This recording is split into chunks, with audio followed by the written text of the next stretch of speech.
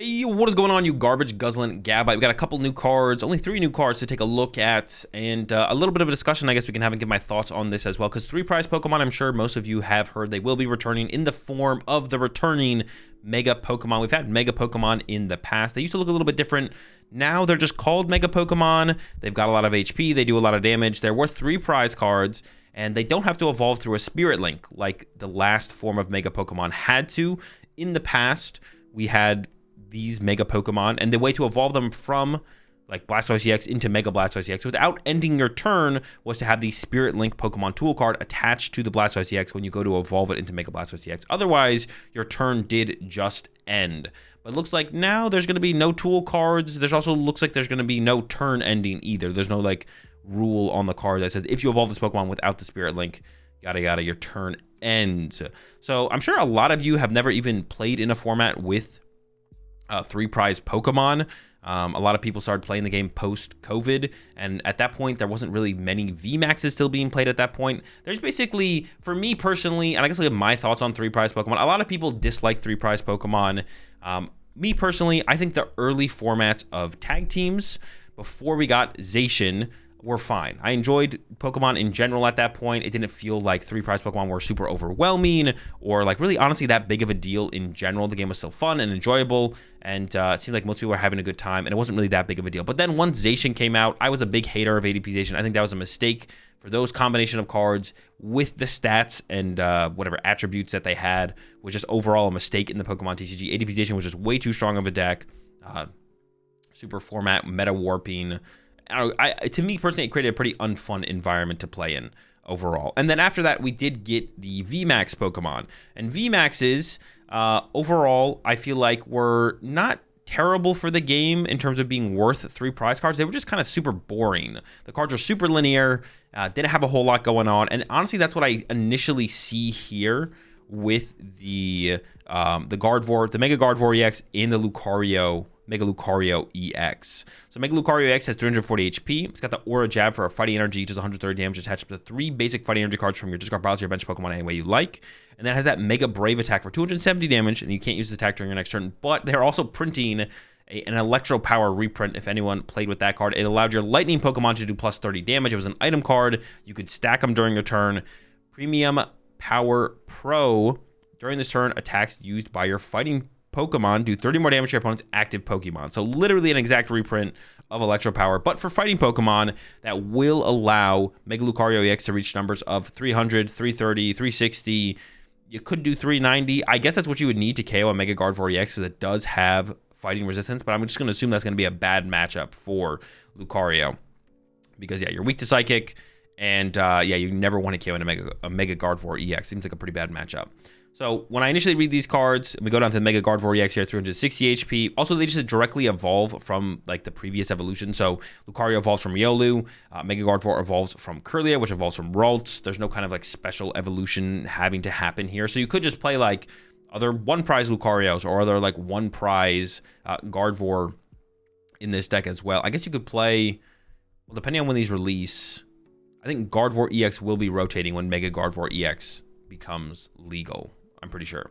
So yeah, Gardevoir here. First attack, Overflowing Wishes. For each of your benched Pokemon, search your deck for a basic Psychic Energy and attach it to that Pokemon. Then shuffle your deck for a single Psychic Energy.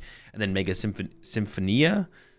Mega here, 1 Psychic Energy, 50 damage for each Psychic Energy attached to all of your Pokemon. So literally both Mega Pokemon are like doing the same thing for different types. Mega Gardevoir, first attack, accelerates a bunch of energy in play. 50 damage times each energy in play. Mega Lucario, first attack, does do 130 damage and accelerates a bunch of energy in play, and then does a bunch of damage with its big attack. So both of these cards are pretty similar, just different types, and they're both pretty linear as well, right? Pretty straightforward. And that was my problem with VMAX Pokemon, was that they were so linear, so straightforward, and it did create pretty boring, uninteresting gameplay throughout most of the VMAX formats.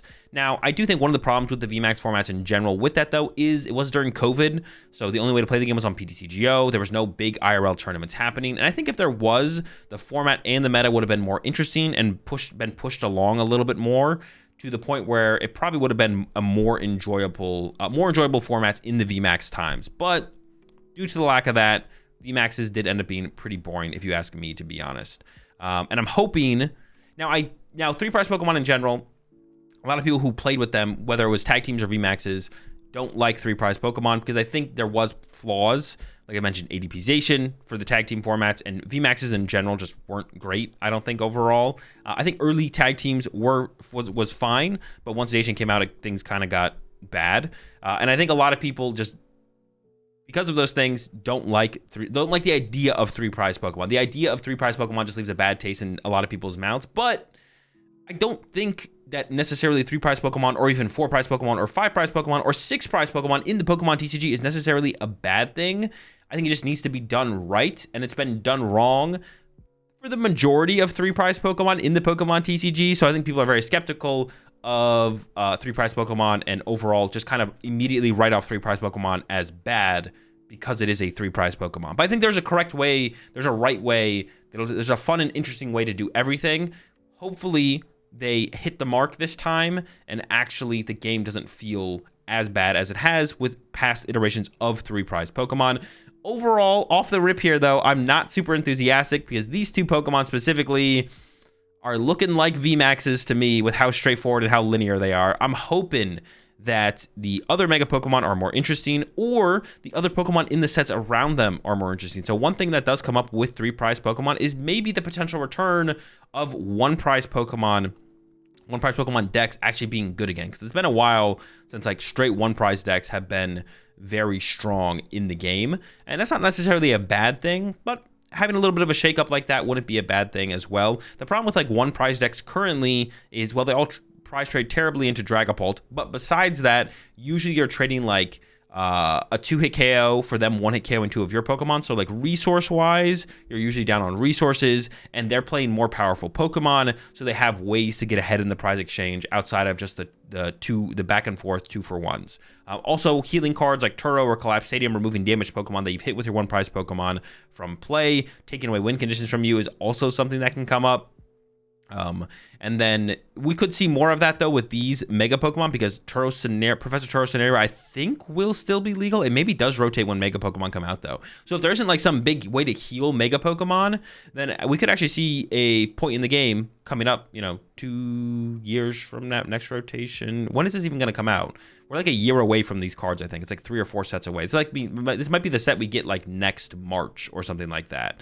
Where I think we're a ways away from this one. I'm not exactly sure when we're getting Mega Pokemon. It's going to be a while though, but we could see a point where like 1 prize Pokemon, 1 prize decks make a big return because of the viability of 3 prize Pokemon in these Mega Pokemon. So like I said, I think there's a good way. I think there's a right way, a way that keeps the game fun and enjoyable to play, that still has 3 prize Pokemon in it, even 4 prize Pokemon, 5 prize Pokemon, or even 6 prize Pokemon. Like I said, I think they missed the mark in the past, but it doesn't mean they can't hit the mark in the future. The first 2 Mega Pokemon that they've revealed are a little bit uninspiring, but I'm just going to hope for the best. I feel like the community in general, and even myself in the past, and I've tried to become more optimistic when seeing new reveals and new leaks of Pokemon TCG cards. Try to be more optimistic. Way too many times people look at something and be like, oh, it's going to be bad, it's going to be boring, it's going to be broken, it's going to be the BDIF, it's going to be too toxic, and then it almost never comes true that it's like fully an extreme in one way or another, and it's usually just fine, and the game is still fun and enjoyable to play. So I don't want to jump the gun here on this one.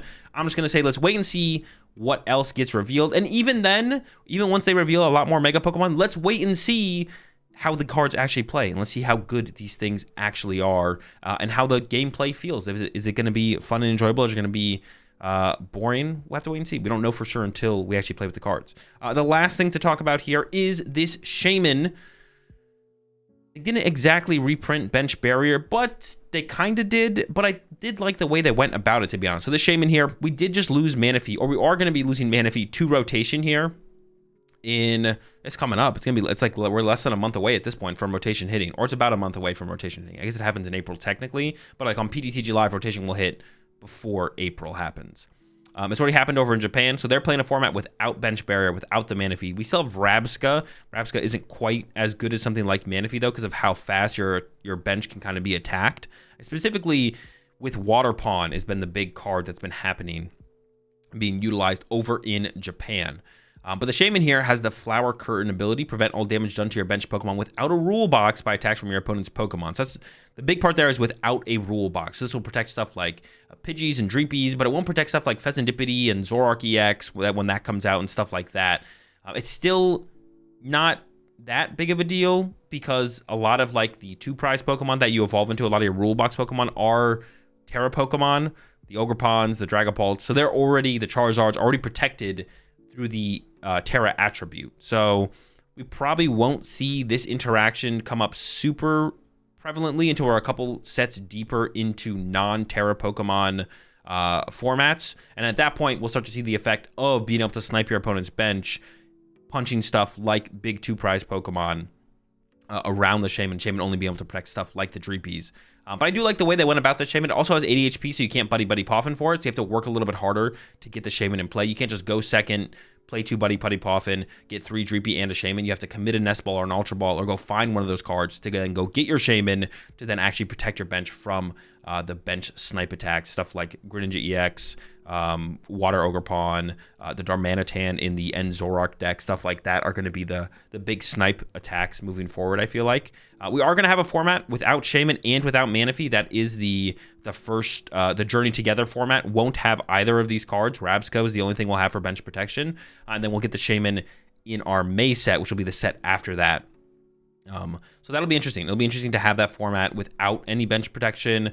Let the snipe Pokemon kind of have their fun, and then we will get Shaymin, which is kind of like a nerfed version of Manaphy, which I do like. I do like this more nerfed version of Manaphy. It opens up more lines of play and cool things you can do, and I really like reading cards like this ability. I just like the way that the developers of the game, the designers of the game, have been tackling stuff like this over the last couple sets, over the last couple years.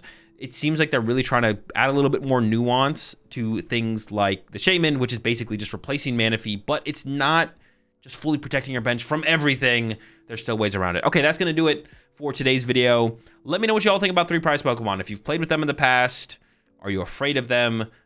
Are you already planning to quit the game? If you haven't played with 3-prize Pokemon ever, what do you think about 3-prize Pokemon? What do you think about the idea of 3-prize Pokemon? If you never played with tag teams or VMAXs, or maybe just caught the end of VMAXs, post-COVID, so you didn't really get to fully experience VMAX formats. And then let me know what you think about this Shaymin. I think it's definitely headed in the right direction for like scaling a card like that correctly.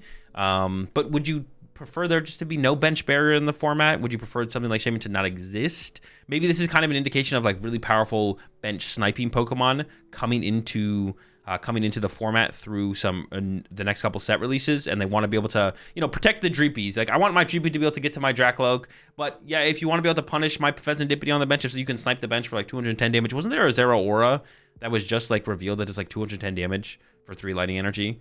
That's pretty good. Shaymin can't protect your Pheasantipity from that, so I think that's a good thing overall. Let me know, comment section down below. Catch y'all in the next one.